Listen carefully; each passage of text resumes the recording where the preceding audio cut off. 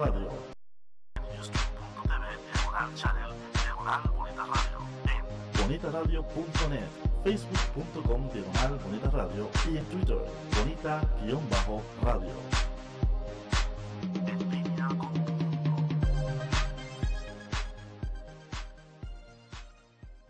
Las expresiones vertidas en el siguiente programa no representan necesariamente la opinión de Bonita Radio.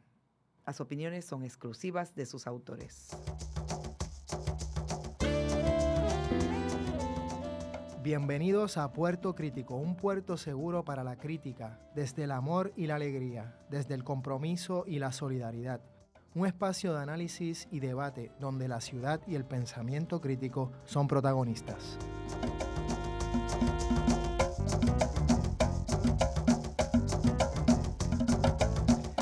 Bienvenidas y bienvenidos a Puerto Crítico. Estamos aquí en Bonita Radio, en Red Global, y en este programa en Puerto Crítico en Red Translocal, ya que les habla Juan Carlos Rivera Ramos, alias Juanqui, desde San Juan de Puerto Rico, y Miguel Rodríguez Casellas desde Sydney, Australia. ¿Cómo estás, Miguel? Acabado de levantar y un poco loquito por todos los sueños que tuve entre una conferencia que estoy montando esta semana y obviamente las preguntas y todo el pensamiento que le hemos sometido a este programa, que te dejo presentar ese maravilloso invitado que tenemos ahí en un encuentro histórico, hay que decirlo ya. Así es. Hoy cerramos con broche de oro. Hoy cerramos con broche de oro una triada o un ciclo de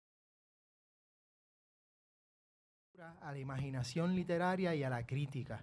Se recuerdan, el primer programa fue con la escritora Marta Aponte Alsina, el segundo programa fue con Pedro Cavilla, y hoy tenemos al gran Juan Carlos Quiñones, alias Bruno Soreno. Juan Carlos, bienvenido. Gracias Juanqui, y gracias Miguel, por fin nos conocemos casi personalmente, ¿verdad? Eso es así. Un poquito, pero nada, para mí es un honor estar aquí con ustedes. Tremendo. Hoy ya en Australia es jueves, para los que nos están escuchando miércoles, aunque nuevamente este programa se escucha en vivo, pero también se escucha la semana que viene, el mes que viene, etcétera. Así que estamos en múltiples temporalidades y espacialidades. Y en esa misma onda queremos, por si acaso, presentar a Juan Carlos también, autor de varios libros, entre ellos Adelaida encuentra su peluche, Todos los nombres en nombre, el gran clásico ya Brevario, una gran colección de cuentos. Gracias. Y hoy vamos también a hablar sobre su más reciente publicación, la novela que salió literalmente hoy, El bar Schopenhauer. Así que, ¿cómo empezar? Yo creo que tal vez lo mejor sería precisamente comenzar con este libro, El bar Schopenhauer. Y un poco quería, y viene inmediatamente a la mente, esa relación entre literatura y filosofía. En este trabajo, además de Schopenhauer, que nos mira, digamos, desde una barra, y no queremos contar toda la historia, claro, ya ustedes la leerán, nos hablas de otros filósofos, digamos que los evocas. Tendríamos que mencionar a Kierkegaard y tendríamos que mencionar sin duda alguna también a Giordano Bruno, con el que además lo conectas a los nombres Bruno y Soriano, que Sorianus, que también uno podría pensar en Soreno, pero bueno, eso obviamente estaremos hablando sobre eso. Y además, pues mencionas entre otros, mencionas a Wittgenstein y Descartes, entre otros filósofos. Un poco, ¿cómo ves esta relación, que yo sé que es una pregunta bastante amplia, entre filosofía y literatura? Tu trabajo nos pone a filosofar, y nos pone a filosofar sobre esto que tenemos aquí, que es la vida, qué cosa es la vida, y también sobre el lenguaje. ¿Cómo ves esta, por llamarle así, percepción de mi parte, una vez habiendo leído esta novela? Y vamos a comenzar a dialogar al respecto. Bueno, pues otra vez les doy las gracias tanto a Juanqui como a Miguel. Pues yo te diría, Juanqui, de entrada, que la relación entre la filosofía y literatura, la filosofía empezó siendo literatura. Okay. Desde Parménides para acá, ¿no? Y aún antes, ¿no? Los presocráticos pues escribían poesía Sí. o narrativa, ¿no? De modo que filosofía y literatura son dos campos que ya desde el nacimiento de la filosofía occidental están ahí. Y de hecho la problemática de esa relación entre la filosofía y la literatura ya en Platón se presenta como una relación problemática, ¿no? Problemática y por lo tanto pues inseparable, ¿no? Pero quizás más interesante, y ya pensando en Baruch Schopenhauer, pues la pregunta que podríamos hacernos es no tanto qué relación hay entre la filosofía y la literatura como tal en general, sino más particularmente se puede hacer filosofía desde la literatura, y yo te diría más, se puede hacer filosofía desde Puerto Rico, que es una pregunta, que pensaríamos que la respuesta es obvia, pero sería muy riesgoso plantear la respuesta obvia como sí o como no, porque hay quien diría que simplemente no, que aquí no podemos hacer filosofía, que somos una subjetividad inepta para la filosofía, ¿no? Aquí estamos con Manuel, ¿verdad? Manuel Almeida, que acaba de publicar un libro maravilloso, ¿no? Sobre Sócrates. Yo creo que ese libro es el ejemplo, ¿no? La prueba de que sí podemos hacer filosofía desde aquí, y filosofía sin carné académico necesariamente, aunque Manuel pertenece a la academia en esas funciones y en otras, y que se puede hacer filosofía como un discurso no necesariamente abstracto, árido, desde un punto desde una posición elitista. O sea, el Sócrates que describe Manuel es un Sócrates de carne y hueso, y yo en Baruch Schopenhauer lo que trato de hacer es poner a funcionar discursos filosóficos en contextos muy distanciados de donde se dan tradicionalmente, ¿no? En boca de unos personajes que o no son filósofos o son los más filósofos del mundo. Correcto. ¿Verdad? En el caso de esto me parece interesante, porque el libro comenzó, el origen del libro fue un texto que yo empecé a escribir hace más de 2 años atrás, 2 o 3 años atrás, y yo quería escribir una historia en esa onda, ¿verdad? No quiero todavía anticipar ni siquiera, a lo mejor tú lo vas a mencionar después, pero Baruch Schopenhauer, no, ese iba a ser el título, ¿no? Yo ni siquiera tenía pensado que iba a escribir sobre filosofía. Pensaba que me gustaba ese nombre para una barra, ¿verdad? Claro. Me encantaba el nombre, ¿no? ¿Qué pasa? Y esto me parece fascinante en cuanto a la experiencia del escritor mientras escribe. Mientras yo estoy escribiendo, ese libro detuve su escritura durante 1 año, regreso a él en diálogo con Manuel para un libro posterior que viene. Entonces, escribiendo, Juanqui, en el proceso de escribir, yo estoy escribiendo y digo, ok, ya yo había decidido que iba a poner a Bruno y Sorianus, ¿no?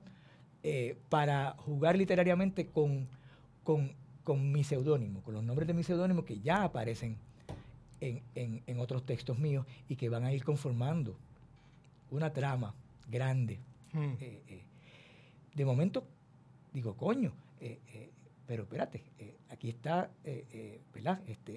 Sorianus, ¿verdad? Viene de Kierkegaard, ¿no? Yo cogí el nombre de Kierkegaard, sí. Pero de momento ¿verdad? El postulado filosófico narrativo más conocido de Kierkegaard, ¿no? Que es la relación de Abraham con su hijo, ¿sabes? Sí. Era perfecta para esta trama. Y ese clic yo no lo había hecho. Y después Giordano Bruno, claro. Que no fue la razón por la cual yo cogí ese seudónimo.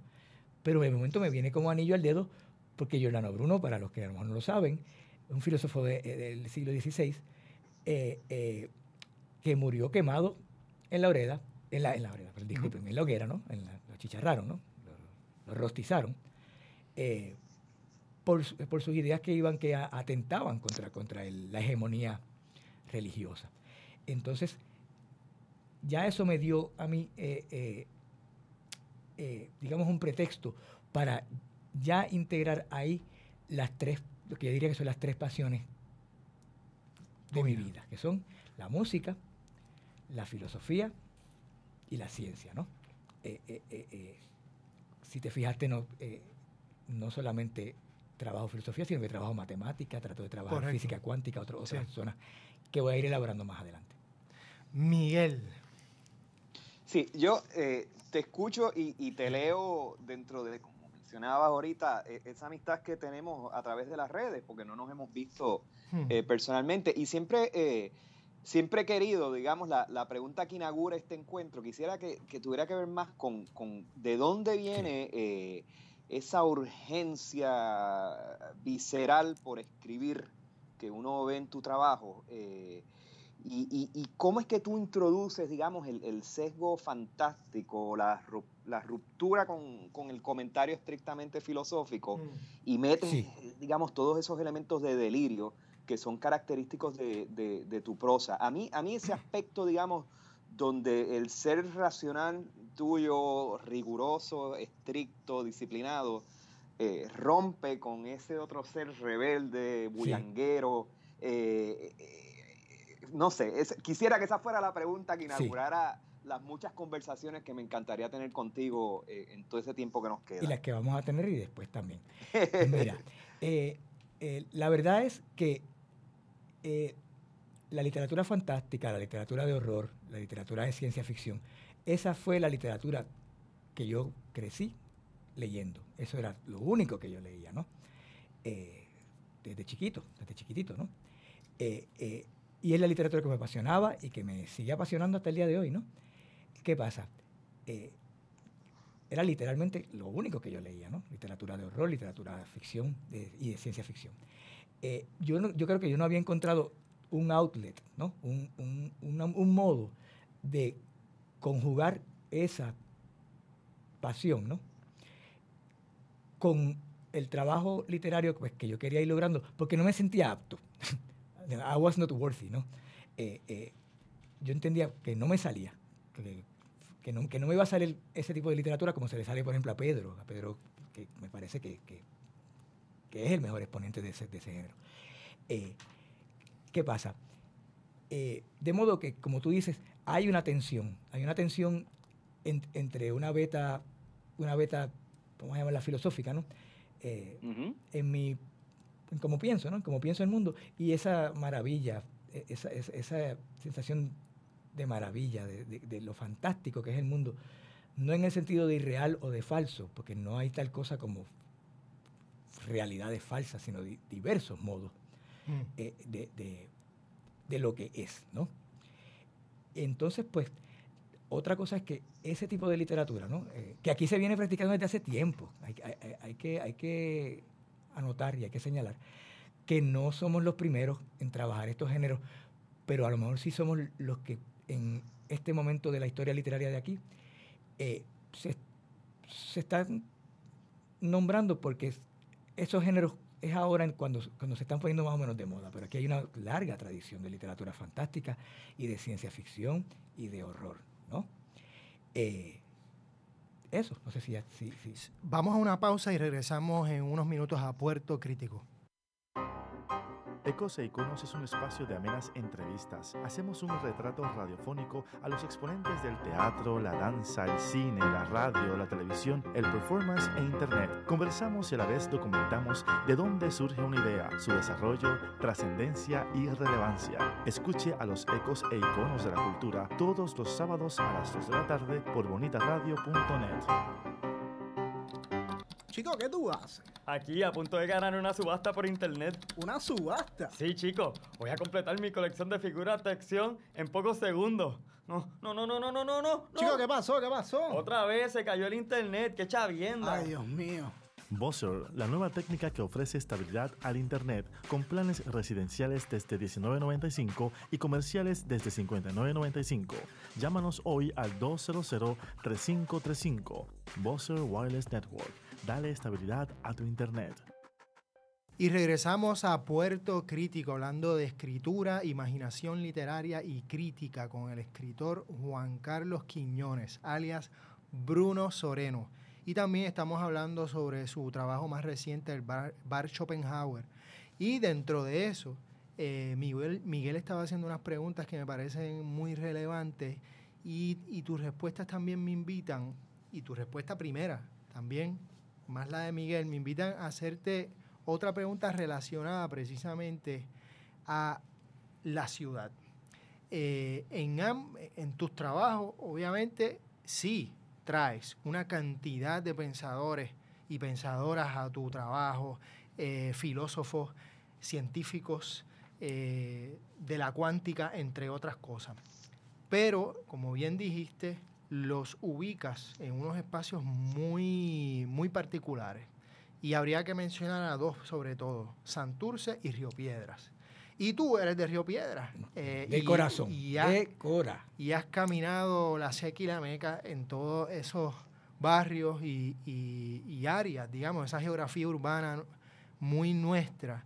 ¿Cómo la ciudad, en ese sentido, digamos, cómo filosofar y elaborar una imaginación literaria desde, en este caso, no solo San Juan, sino Río Piedras, claro, y Santurce? Y sé que tú tienes una larga historia con Río Piedras, familiar también. Claro, definitivamente. Así es que no sé si por ahí... Bueno, de entrada te digo, una propuesta, una aseveración provocadora y de entrada. Es posible argumentar que solamente es posible escribir desde la ciudad, desde algo ciudad, desde un... Eso es provocador. Es provocador, ¿no? La escritura como evento, ¿no? Es de hecho, o sea, el lenguaje como tal, pero el lenguaje es un fenómeno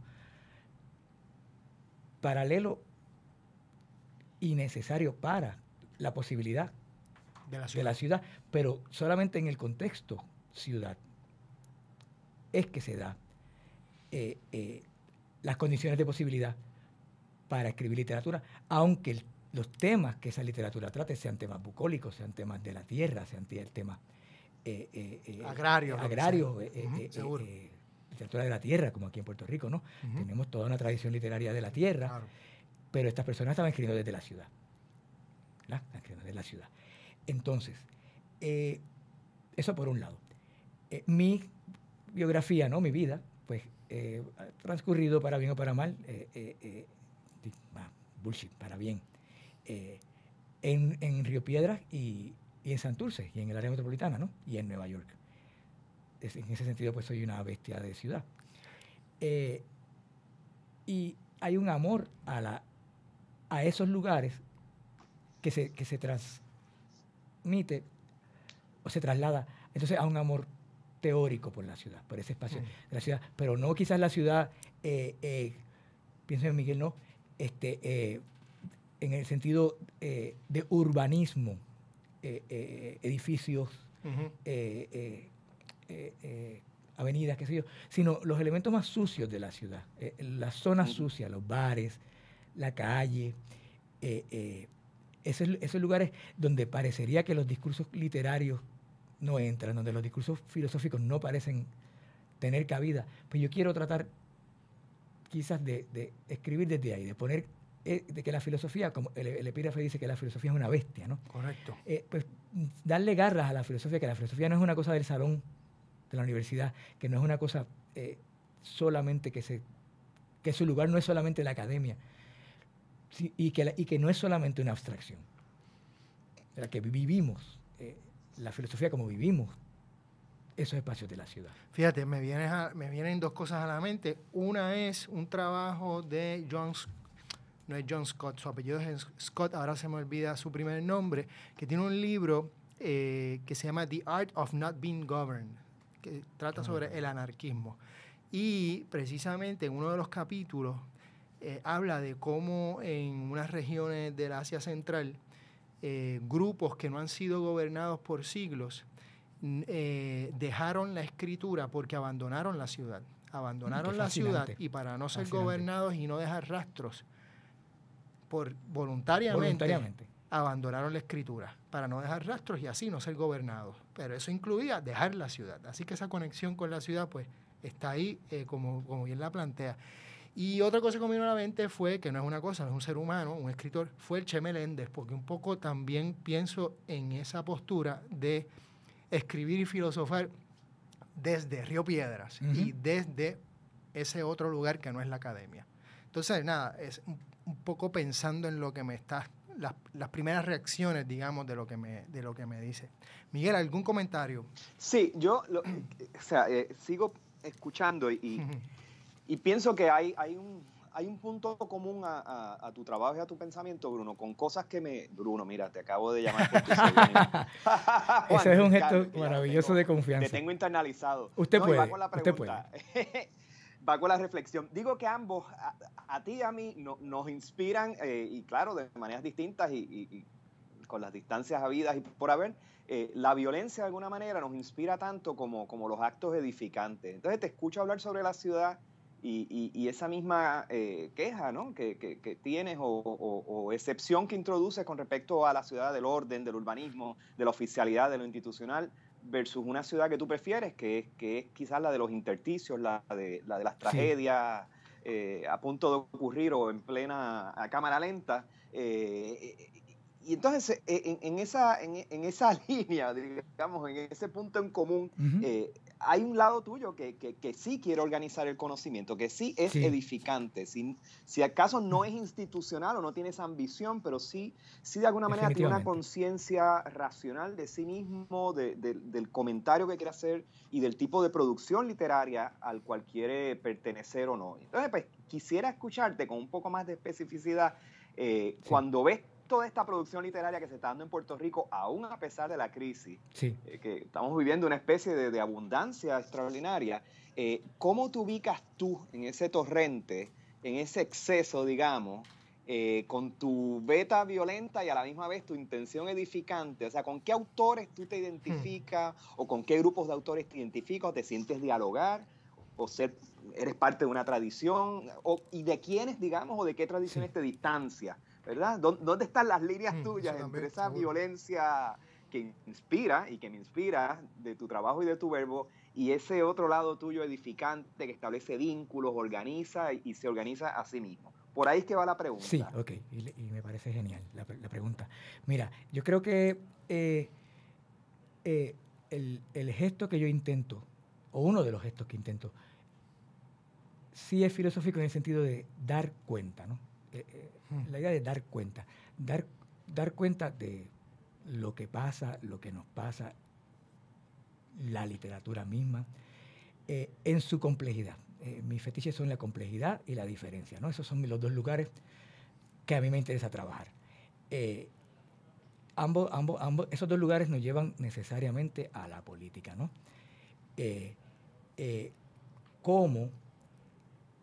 ¿Cómo interpretamos, digamos, en este caso, pues la ciudad? O sea, eso que tú llamaste, tú preguntaste cómo me inserto en el, vamos a llamar el boom de la literatura, en el sentido de que hay mucha gente escribiendo, mucha gente publicando, más que nunca, y las razones pues son bastante obvias, ¿no? Claro. La facilidad que hay ahora tecnológica para publicar. Y Juan Carlos, que coincide con una ciudad en ruinas, en pleno y avanzado estado de destrucción. Sí, que de hecho me encanta que traigas ese punto porque es algo que ya venía ensayando y ahora lo voy a poder usar, porque es genial, es una cosa cabrona. Es lo siguiente, tú acabas de decir que la ciudad está en ruinas, evidente.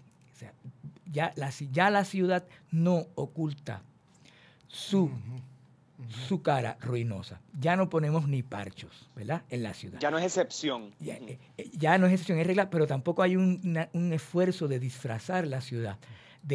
No hay un proyecto de ciudad que desee engañar al ojo para crear una experiencia satisfactoria o buena, qué sé yo. Pues yo estaba pensando que precisamente así funciona la política aquí. Es una desfachatez de que ya no hay una voluntad de ideología. Ya la ideología se quedó atrás. Ya lo que hay es una desfachatez, lo que yo llamo una pragmática del mal. Una pragmática, más que la banalidad del mal de Arendt, ¿no? Hay una pragmática del mal en el sentido de que el mal no es la obsesión de un sujeto, ¿no? De hacer el mal, sujeto inmoral. Y tampoco es, el mal tampoco es tratado como algo banal o como algo trivial, sino es algo procesal. El mal es algo procesal. Proceso en el sentido del lugar en una estructura. Es función en una estructura, ¿no?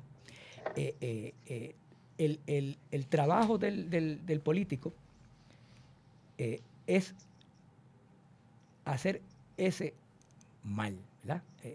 Lejos de hacer el bien o desear hacer el bien, su trabajo es hacer algo cuyos efectos son negativos para la sociedad, ya sin ocultamiento, o sea, sin... o sea, lo que encojona al político ya no es no lograr adelantar sus ideales políticos ideales, ¿no? Sí. Lo que le encojona al político es no poder hacer su trabajo, que es joder. Defender unos intereses económicos, porque el problema de fondo es el capital. De fondo el problema es el capital. No, bien. ¿Estamos bien? Sí. Pues, ¿por qué el capital? Porque ¿cuál es la instancia histórica que ha funcionado así desde su principio? No es otra que el capital. El capital no conoce moral como ideología, quiero decir. Claro. Los efectos son inmorales y algunos efectos morales, eso lo podemos discutir, ¿no? Pero como ideología es neutro. Y dado que vivimos en un país que es una colonia, que no tenemos una soberanía política, aquí el político puede deshacerse hasta de cierto populismo y literalmente decir, mi función es adelantar unos intereses que no tienen nada que ver con la democracia, no tienen nada que ver con la gente, los tengo claros. Ya el político no roba ni para él. Los buenos tiempos en los que Fajardo robaba para él y Rosselló, los que robaban para ellos, ahora se roba para mantener esa máquina, para los partidos mismos. Con eso vamos a una pausa y regresamos a Puerto Crítico.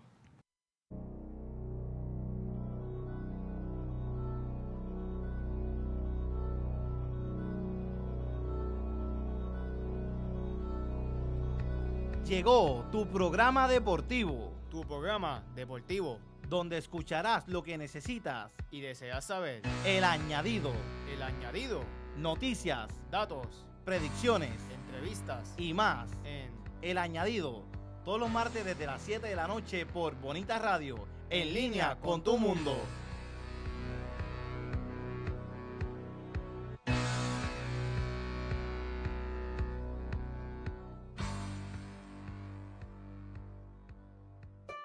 De Letras es un espacio protagonizado por la palabra escrita. Aquí disfrutarás de entrevistas a personas para quienes la palabra es el oficio. Gente que escribe desde sus pasiones, obsesiones, ideas, sueños, realidades y amores. De Letras, todos los jueves a las 6 de la tarde por Bonita Radio, en línea con tu mundo.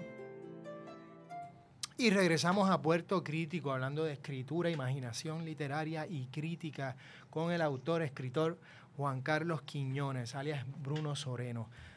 Juan Carlos, estabas hablando del capital y estabas hablando de la ciudad, y Miguel trajo un comentario que a su vez te inspiró a decir otras cosas, y me parece que es fundamental precisamente en cómo esa ciudad está en ruina y a la misma vez esa relación entre la ciudad en ruina,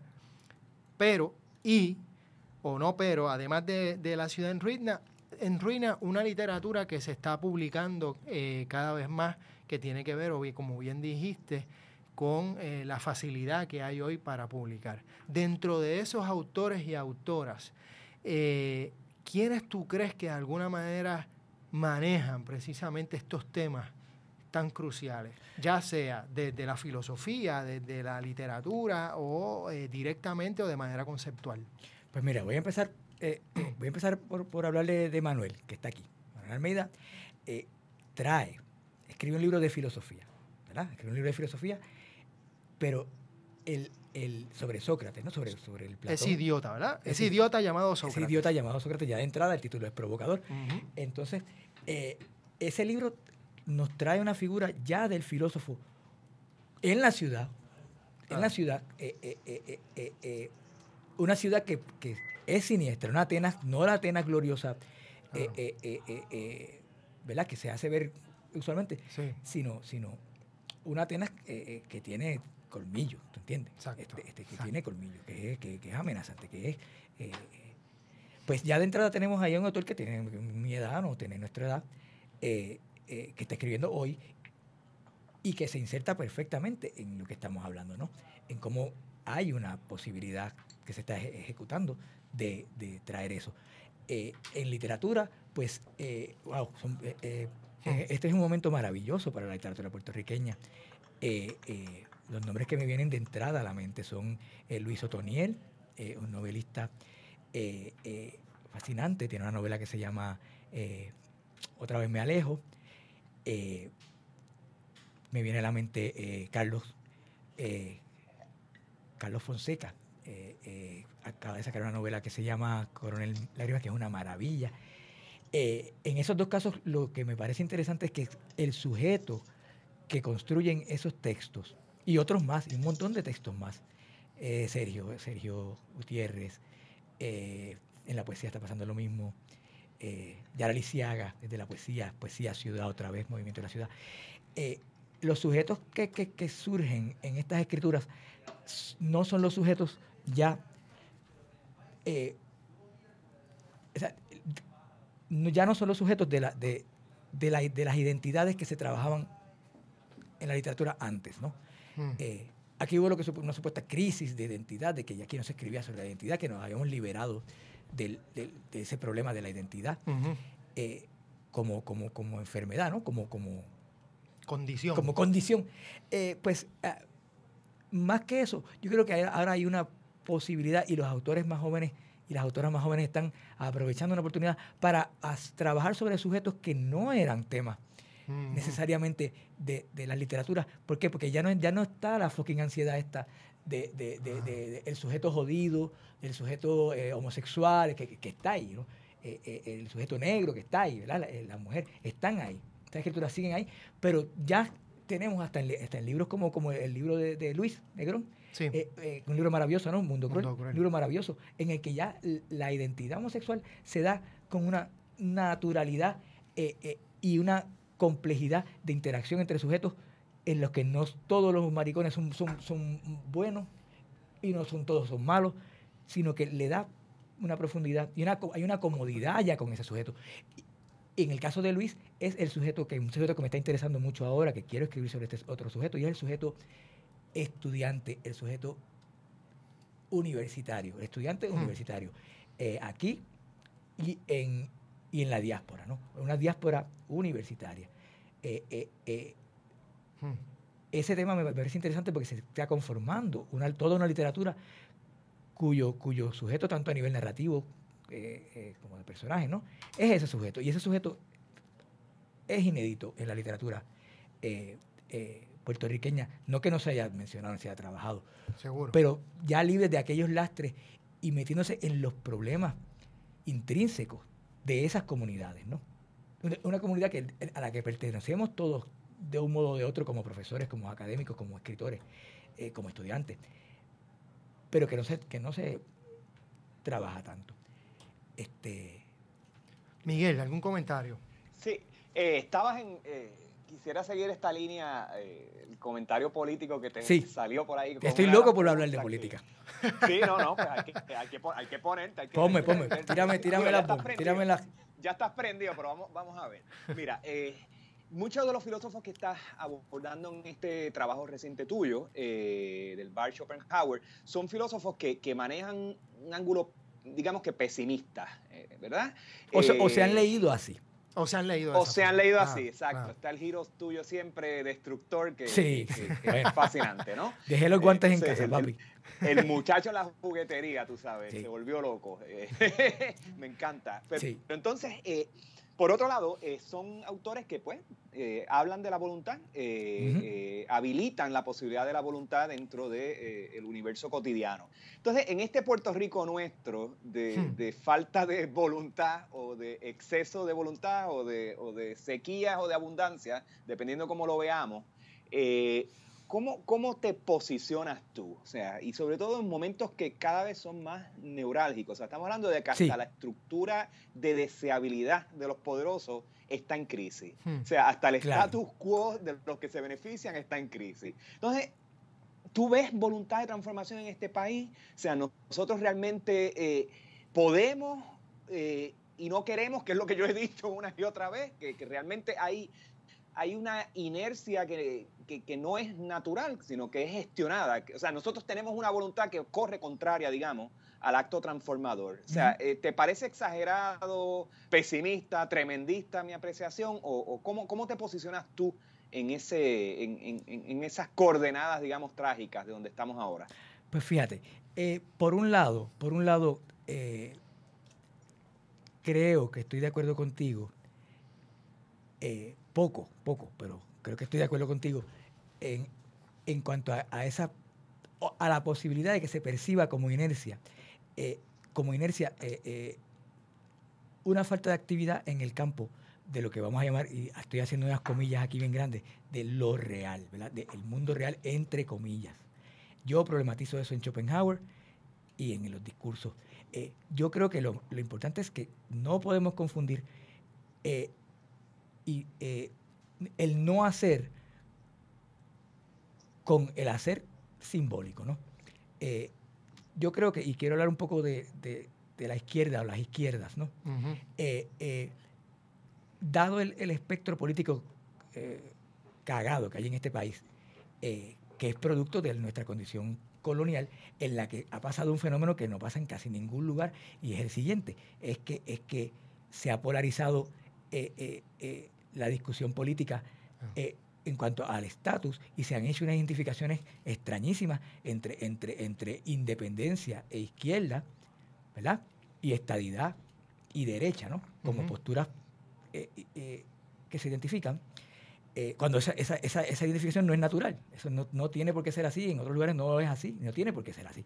De hecho, yo diría más, ahora mismo a los estadistas no les importa la estadidad, a los populares no les importa el Estado Libre Asociado, quienes únicos todavía están fetichizados con un estatus político, es una forma del independentismo. Y voy a llegar a lo que estabas hablando ahora. ¿Qué pasa? Esa vertiente, ¿no? Esas vertientes, porque más son varias, les molesta y les incomoda. Hay un sentido de impotencia, ¿no? Que se lleva al acto, llevar al acto psicoanalítico, ¿no? El acting out o el Durcharbeitung. Se lleva al acto de un modo bien literal. El ejemplo genial es lo que está pasando ahora mismo en la marcha por Oscar, ¿no? O sea, es fascinante y bueno, more power to them, de verdad. Pero hay que caminar de verdad, ¿no? Hay que caminar, es una especie de penitencia, ¿no? De peregrinaje tortuoso. O sea, tengo que sufrir para adelantar un ideal político. Okay. ¿Qué pasa? Ahora viene en lo que Miguel y yo podemos estar hablando un rato, y es Facebook, ¿verdad? ¿Qué pasa? Facebook, en Facebook, los actos son, y los actos políticos, son actos simbólicos, en el sentido que ocurren en el ámbito del simbólico psicoanalítico, ¿no? Del lenguaje, ¿no? Por un lado, eso es bien peligroso, porque nos creemos que con darle like a un post o con darle like a una causa ya hicimos algo. Y entonces nos echamos para atrás. Pues entonces, en vez de ir a la marcha de caminar por el hombre a quien apoyo totalmente, es darle like, pero no voy. Y eso se da hasta, por ejemplo, yo estoy insistiendo en mi campaña que le estoy haciendo a mi libro para moverlo, es pon tu bolsillo donde pones el like. O sea, no me le des like y no lo compres. O sea, sí hay una naivete político en en que ya hice algo. ¿Me sigue, Miguel? Seguro. En ese sentido, pues sí se puede percibir una inercia. Pero, por otro lado, es lo contrario. Ahí se están potenciando unas agencias que son reales para el lado bueno y el lado siniestro, ¿verdad? Tenemos las revoluciones, entre comillas, en el mundo árabe, que es interesante porque ahí lo que descojonó el desenlace de esas movidas fue tan pronto fueron cooptados por controles políticos. Mientras la cosa es espontánea y la cosa está bien. O sea, el anarquismo vale la pena, ¿no? Aquí hay dos ejemplos para mí muy buenos, ¿no? Uno es la salida al carajo de la Comay, ¿verdad? Llama la atención de esa salida, ¿no? Salimos de ese mojón. Número uno, la razón por la cual ocurre el repudio masivo ante esta personaje, ¿no? Que fue por unos comentarios homofóbicos que él hizo, ¿no? No fue por razones políticas, no fue porque porque se cagó en la madre de una farándula, lo cual hacía todo el tiempo. Lo que lo tumbó fue una causa que sí es política, pero es una política de la diferencia, de la identidad y del respeto a la diferencia. Y número dos, eso se dio espontáneamente a través de Facebook. Y logró sacar ese animal de ahí. La segunda es la muchacha esta que atropellaron, Ivania, ¿no? Ivania. Esa tragedia salió el primer día que sale la noticia, un parrafito y ya, más nada. Fueron las redes sociales espontáneamente las que sacaron esa noticia de ahí y la pusieron al frente, ¿verdad? Pusieron al frente. El carácter espontáneo es importante. De modo que yo creo que hace falta un aprendizaje político de cómo el dar like no es suficiente. ¿Cómo articulamos políticas desde esos espacios para que sí se vean en un supuesto mundo real? ¿No te parece que eso es lo que Alexandra Lugano está tratando de hacer? Pues mira, nos dirían que exitosamente. El tercer ejemplo que te iba a dar era precisamente ese, en el que eso fue un blitzkrieg. Eso fue un fucking blitzkrieg de uno dice, fuck. Eso fue en minutos, literalmente en minutos. Esa persona, genialmente, ¿no? Metiendo la pata una tras otra y tras otra vez, si es que está metiendo la pata. No sabemos quién está detrás de eso, que eso no lo sabemos. Pero ahí también se dio un fenómeno de implosión casi instantánea, ¿verdad? Como diría Virilio. De pronto sacó la bandera, bajó la bandera, se acabó. ¿Verdad? Se acabó. Eso me lleva a mí me está interesando mucho en política una visión estructural. El estructuralismo está pasé, pero en la literatura está pasé. Porque supuestamente no era político. Era una teoría que no era política. Pues, ¿qué pasa? Yo creo que ahora mismo hay una despolitización de la política. Estamos en un momento de la pragmática. Claro. Entonces, por ejemplo, yo no me sé el nombre de un solo legislador de este país. No me lo sé. ¿Por qué? No porque no me interese, es porque no importa, no es importante. Porque lo que importa es el lugar estructural. Y la función estructural de ese sujeto es intercambiable, ese sujeto. Y en ese sentido, la política se nos presenta muy parecida a la literatura, muy parecida a un discurso analizable con herramientas teóricas, lingüísticas. Con eso vamos a una pausa y regresamos a Puerto Crítico.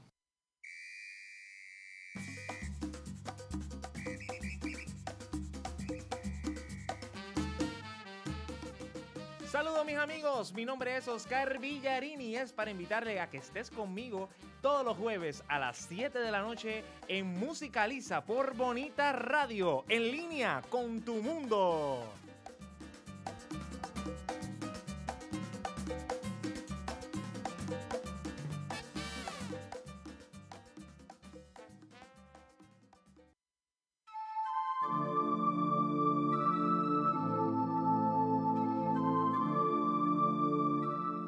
La vía al crecimiento es universal.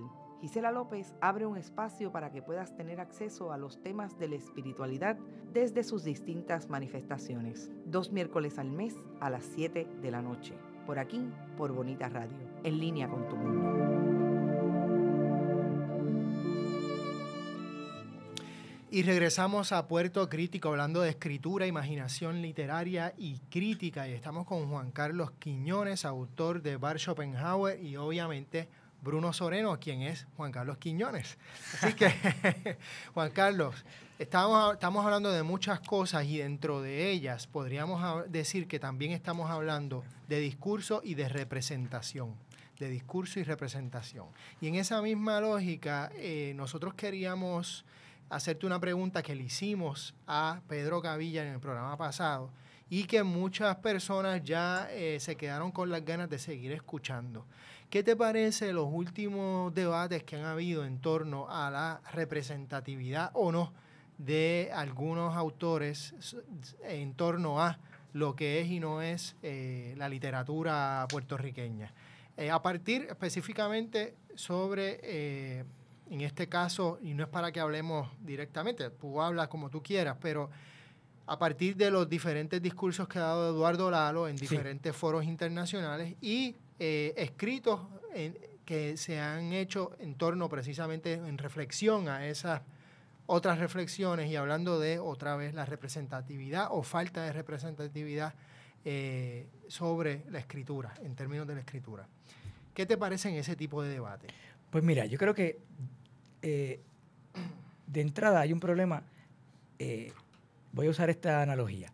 A lo mejor ustedes se acuerdan de aquel juego que se jugaba en high school que se le decían teléfono, que era que yo te decía un secreto.